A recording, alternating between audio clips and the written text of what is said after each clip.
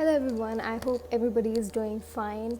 And as you must have read the title, today we're going to discuss a lot about the beauty culture and about beauty standards and cosmetic surgery.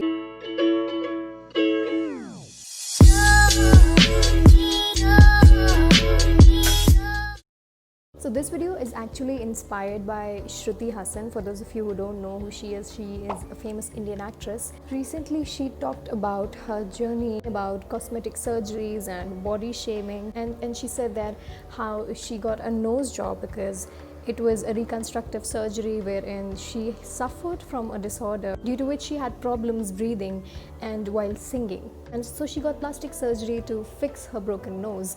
And I think that's amazing because that's exactly how plastic surgery can empower people and change their life for good. But then she also talked about the rather dark side, wherein she admits that it was the constant teasing by the Indian audience, such as your face is too masculine, you don't look Indian enough, it's very Western, it's very sharp.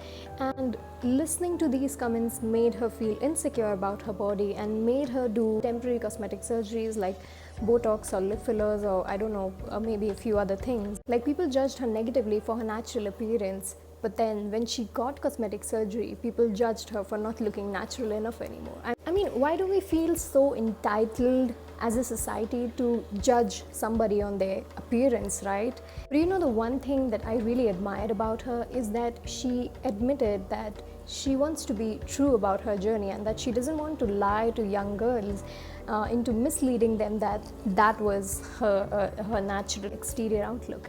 And that she said that there are celebrities who lie about their cosmetic surgeries, but she doesn't want to do that.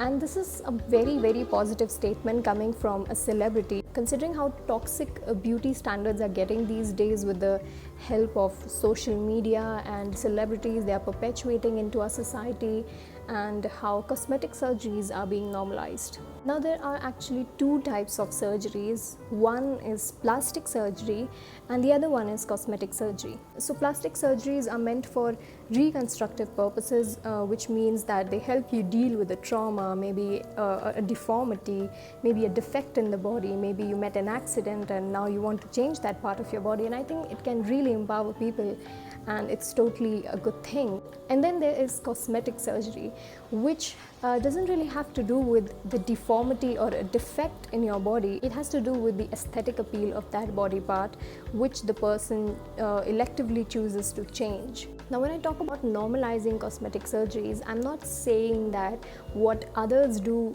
to their personal bodies is offensive to me or I'm infringing on someone's bodily integrity. That is not the place where my reasoning is coming from. But I'm only asking people to rethink that we shouldn't look at cosmetic surgeries in isolation, but a part of a bigger problem.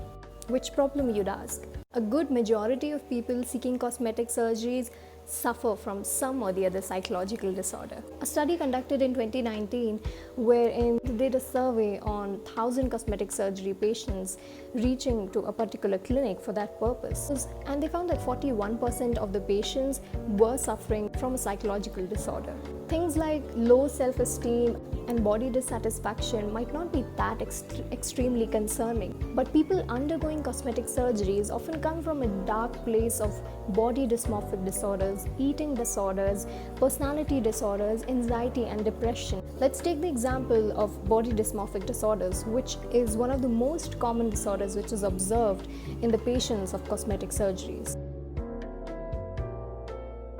Studies have shown that 15% of people seeking plastic surgery can be identified as BDD or body dysmorphic. 21% of people seeking rhinoplasty are identified as body dysmorphic, and 14% of people seeking skin cosmetic surgery treatments do also meet the criteria for body dysmorphic disorder. 25% of the patients going for cosmetic surgery met the criteria for narcissistic personality disorder, while 3 to 9% diagnosed with histrionic personality disorder, both of which have to do with being obsessed with seeking social admiration and attention. And other people also had a history of teasing or bullying over their looks. Yet another study found that girls who decide to undergo cosmetic surgery are on an average more depressed and anxious than those who do not. So what exactly is driving all these insecurities among the cosmetic surgery patients, to be specific? Well, a lot of experts blame social media and the false beauty standards as the reason. NAD, or ANID, I don't know how do you pronounce it, is an organization that fights eating disorder in the US, and they said that creating a false sense of beauty in social media has potentially led to many self-esteem issues which have been linked to body dysmorphic disorders. Priori Group from the United Kingdom, which is a mental health care facilities organization, one of the consultant psychiatrists said that social media, and in particular Instagram, has a role to play. They recommend psychological interventions such as cognitive behavioral therapy and management of it in a non-judgmental and empathetical way, because even cosmetic surgeons advocate for getting cosmetic surgery for the right reasons and not because you want to fix an imagined flaw. You see, the cosmetic industry is only trying to sell you a solution for a problem that the beauty industry has created. Because an industry that thrives on making people insecure cannot afford the loss of telling you to be content with yourself. In case you are interested to know more about those people's perspective who struggle with body image or who have struggled with disorders, eating disorders, what they feel about social media and the false notions of beauty, I recommend you read these two articles, How the World Taught Me to Disrespect My Body and How Our Thinner is Better culture hurts people with eating disorders. I will give the link down in the description box so you can check it out and read it. These two articles I've come across really do justice to the perspective of people who feel the immense pressure of fitting into the beauty standards. So what does it exactly mean when you say things like, I am ugly, I wish I had her nose, I wish my nose was straight, I wish I could get plastic surgery, I wish my jawline was a little straight, I wish I could have a brow lift? Or when you hear other people say this for that matter, when you say these things, you're not saying that you as a person are ugly. You're only saying that I don't fit into the societal standards of beauty. I'm not culturally beautiful, but you are beautiful in your own way. Because let's be real, do you remember the beauty standard back in the 2000s? It was slim body, relatively fair skinned, thin lips, thin eyebrows. And 10 years of fast forward, that's completely changed now, because that is how arbitrary beauty standards are. They are like trends. They define what sort of temporary conventional notion of physical attractiveness they are going to push in people's face for a certain period of time. And how do they do this? By influencing you consciously and unconsciously. They will put up the hoardings of plastic surgery across the streets. They will give free cosmetic surgeries to celebrities and idols so that they can encourage their fans to do that through media, through advertising, how they show commercials wherein fair people are seen as successful than their relatively dark skin counterparts, or they will try to show that tan is the new exotic, and then you can just sprinkle all of that with a little bit of Facetune and Photoshop and you get the perfect recipe for a false beauty standard. And see, I totally understand it can be really hard to love yourself in such a visually centered society, and because not everybody is on the same page of self-love. But the reason we need to voice out our opinion and speak against these beauty standards is because if you let them normalize, the whole society is going to face the repercussions. And how's that? Lookism. The act of doing discrimination against those people who don't seem to fit in the cultural notions of prettiness and attractiveness, the societal notions of beauty. The most prevalent example of lookism that I can give to you is what is going on in the cosmetic surgery capital of the world right now, South Korea. South Korea, people think that if you don't look pretty enough, you will not be preferred over your more culturally prettier counterpart. People are getting cosmetic surgeries as graduation gifts over there. They think that not only it can bring you social admiration and acceptance, it can improve your job prospects. Appearance-based discrimination became so prevalent that the National Assembly had to propose a bill in order to ban the employers asking their employees for photographs because of how biasly they judge them on the basis of that and not on their abilities or the job skills. Similarly, I was reading this article about Lebanon wherein females are apparently getting loans by the banks to undergo cosmetic surgeries, because I literally read this. If you're not pretty enough in Lebanon, you're not going to be socially acceptable. People in Nigeria are getting rid of their naturally dark skin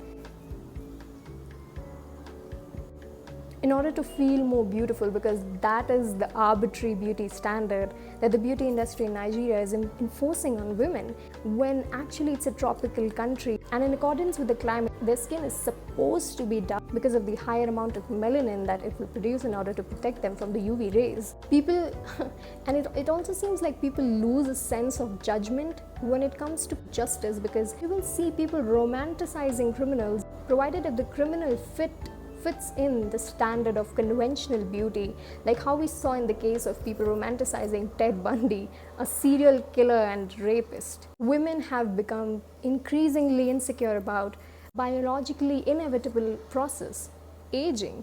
See, it's like a loop, it's like a beauty trap. It's like it starts from propagating false notions of beauty in our society and saying that beauty can objectively be of only one type.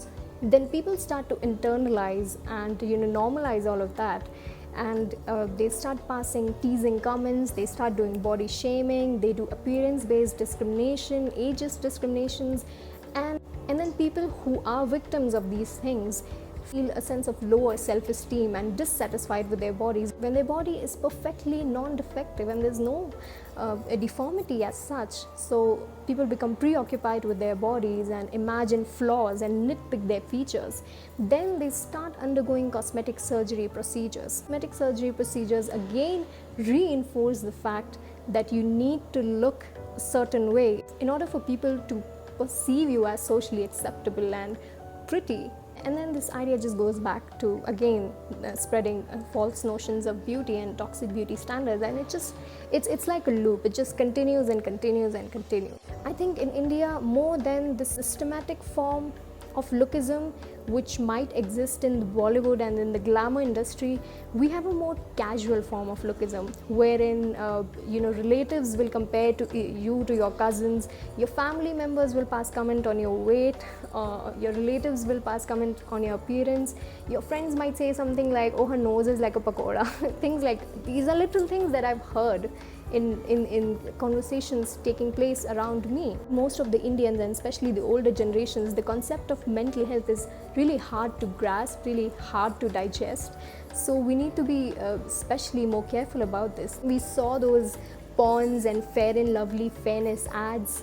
Unfortunately, I couldn't find any statistics for Indian cosmetic surgery patients. And so what we can do as individuals is to not judge people over their physical appearance and to stop somebody from doing that. We need to educate ourselves and others about how the beauty industry works, how manipulated certain images of certain celebrities are, and we need to really stop comparing ourselves with them. Cosmetic surgeons should compulsorily screen their patients for psychological disorders so that they can direct them to therapists or concerned area, because needles and knives cannot fix somebody's poor mental health and preoccupation with their completely non-defective body. We need to support brands that promote body representation. Beauty is about individualism, it is about diversity and not just looking one